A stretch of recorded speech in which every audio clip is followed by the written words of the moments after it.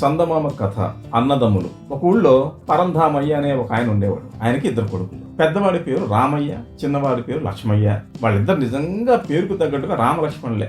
ఒకళ్ళంటే ఒకళ్ళకి పంచ ప్రాణాలు. వాళ్ళు పెద్దవాళ్ళు అయ్యి పెళ్లిళ్ళు చేసుకున్నారు. పెళ్ళాళ్ళు కూడా కాపురానికి వచ్చారు. కొంతకాలానికి వాళ్ళ తల్లిదండ్రులు పోయారు. అయినా అన్నదమ్ములు ఒకే కుటుంబంగా ఉండి తమ పొలాన్ని కలిసే చేసుకుంటున్నారు. అన్న భోజనానికి వెళ్ళినప్పుడు తమ్ముడు పొలం దగ్గరికి ఉండేవాడు.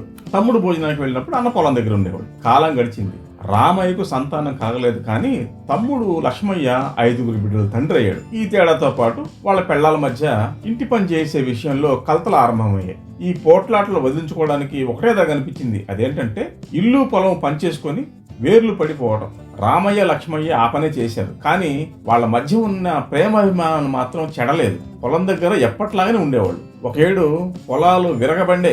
అన్నదమ్ములిద్దరు పంటలు పోయించి కుప్పలు నూర్పించి ధాన్యం రాసులు పోయించారు. ఇక ధాన్యాన్ని ఇళ్ళకి చేర్చడమే తరువాయి అన్నమాట. ఆ రాత్రి రామయ్య పొలంలో రామయ్య, లక్ష్మయ్య పొలంలో లక్ష్మయ్య కాపలా ఉన్నారు.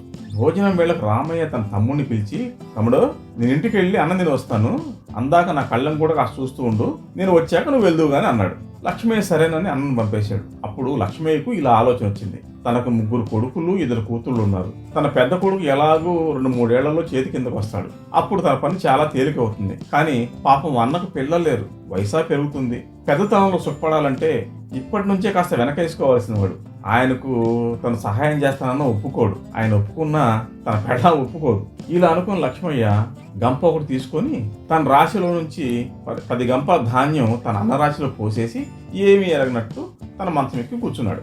ఇందులో రామయ్య భోజనం చేసి రానే వచ్చాడు. వచ్చి లక్ష్మయ్యను భోజనానికి పంపించాడు. లక్ష్మయ్య వెళ్ళాక రామయ్య ఆలోచనలో పడ్డాడు. ఈ ఏడు పంట బాగానే పండింది. ఎంత పండినా లక్ష్మయ్యకి ఏం లాభం? పెద్ద సంసారం, పిల్లలకు చదువులు, బట్టలు, ఖర్చు. తన దారి వేరు. తాను తన భార్యే. లక్ష్మయ్యకు సహాయం చేయాలంటే ఈ ఏడు తనకు మంచి అవకాశం.